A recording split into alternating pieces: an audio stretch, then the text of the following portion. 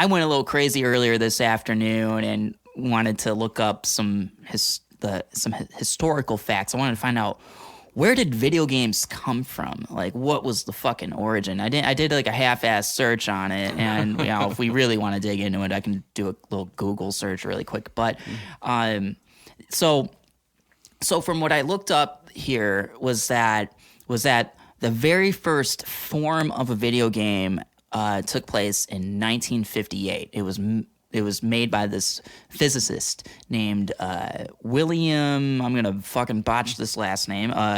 Higginbotham. Looks right. Yeah, I don't know. I don't know if that's German or fucking whatever. Who gives a fuck? But this guy, Mr. Higginbotham, made the first video game back then, and it was a simple tennis game similar to Pong, and it was considered a hit at this fucking laboratory open house called Brookhaven National Laboratory. I'm not going to talk like I know what that is. So all I know is that was the very first time anybody. Yeah, I mean, everyone knows about that. Yeah. But it was the very first time anybody got to see a video game like in person or see it actually be a thing. And then I'm curious at the time what that actually looked like for right. them. Yeah, I mean, I don't know. I don't think there's. I didn't really see. This is once again half-ass search. I don't know if there was ever like any imagery, or if there's. It's all like paper printing out. Yeah, mind you, yeah. Move by move. Yeah. Meanwhile, it was 1958, so even if there was a photograph or something, it's not gonna be a good-looking photo or whatever. Yeah, it's gonna look like, oh yeah, there's ghosts. Yeah, like type of photo, like. Yeah, like that. I'm thinking of The Shining for some reason. But there was this guy, this physicist guy, William Higginbotham, whatever his name is, he doesn't get credited for the actual first video game to actually come out to the public to actually play and buy and all that. Well, I mean, that makes sense. That sounds like everything in history. Yeah. Since we're talking about that. It actually belongs to a guy named Ralph Baer or Bayer, Baer. Baer. Yeah, Baer. Baer. Okay. He's considered the quote-unquote father of video games. He got the first video game patent in 1971. He had this idea of a game box, or otherwise he also known as a brown box, and it was licensed to Magnavox and went on sale, which became known as the Odyssey in 1972. What were the first games for that? Oh, let's see here. It was, maybe Pong was that? I think Pong was Pong like the original, of the public. I think that was the first amongst the first of the first, or at least the first like really fucking known game or whatever. My phone's away from me, but I still have the link on there. But anyway, but the Odyssey came out in 1972.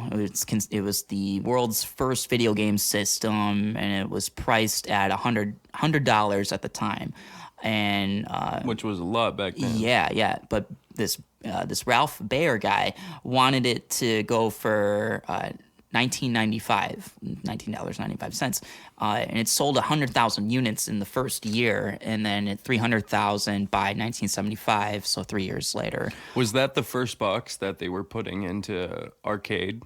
Oh, see, that's a good question. Doesn't really say. It just seemed like what I was reading. It seemed like it was just like you could actually like, it was like the first one you could like personally buy. Right. Which arcades? I'm assuming. Well, I feel like we had arcades way before we had personal games at home. Oh shit, this is good. See, this is good. Because I feel like we didn't at the time know how to put it on something small enough and something right. Affordable enough at that time, so I feel like that had to be licensed out maybe to a company where it was an arcade. That's true. See, I think that's a good point. because that was like arcades made bank back in the day. They still do today. Oh, they're making a comeback. If anything, they're combining them with bars and shit now. Oh so yeah, well that's the way to do it, like to Hell bring it yeah. back. Yeah. Yeah, well, it's a nostalgic thing Yeah. too. So it's all people of around our age now that are grown up and been living life for a little bit that would like to go back and see that don't have time to have like a gaming rig at home. So Yeah, I'm looking it up right now. Let's see here. I'm looking on Wikipedia. So here it says arcade games were first introduced in the early 1970s with Pong as Yeah, the okay. first commercially successful game. Arcade games use electronic or computerized circuitry, blah, blah, blah, blah, blah. We already know. So let's see. so it sounds like it was licensed and sold to Yeah. gaming companies, otherwise known as arcades at that time. Yeah. Let's see. Okay, so looks like let's see, Galaxy Game, Computer Space, and, Atari released Pong in 1972. Oh shit. Oh yeah, and Space Invaders later came along in 1978. Oh yeah, that was the bomb. That was the game back then. I got a Space Invaders game on my phone. I just play all the time. Yeah.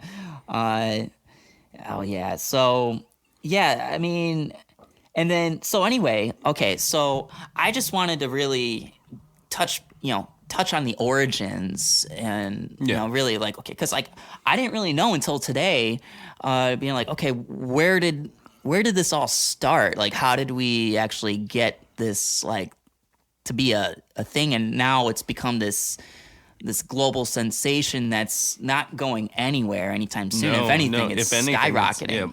Yeah. Especially with the whole COVID thing, like no one has any time. Right. They have all the time in the world, and finding a job right now is really hard. So, Right. Unless you want to work in the grocery industry or fast food and stuff like that, and a lot of people are that are sitting back right now are more trained for other things that just are either limited or aren't open still. Right. Yeah. And so and then you heard about a couple months back with GameStop, their stock was going up. Like, oh man, it was like a whole Reddit thing. It whatever. was stock market on /r stock market bets. A bunch of people got together and was just like, "Fuck it, let's do this." Everyone invested a shit ton of money in GameStop because there was a bet with some.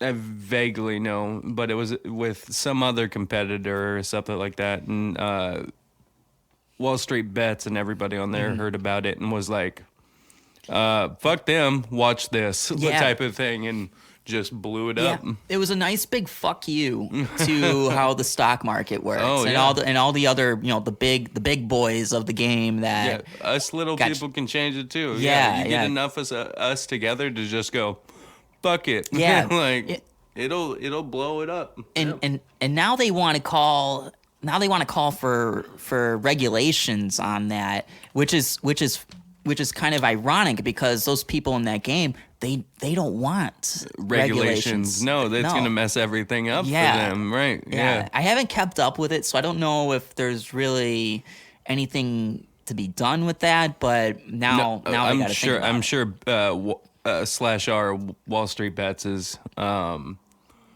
they're planning their next next stock jump to fuck with them again. They're just waiting for them to say some dumb shit and just be like, okay, Yeah, watch the shit. We'll do it again. Bet.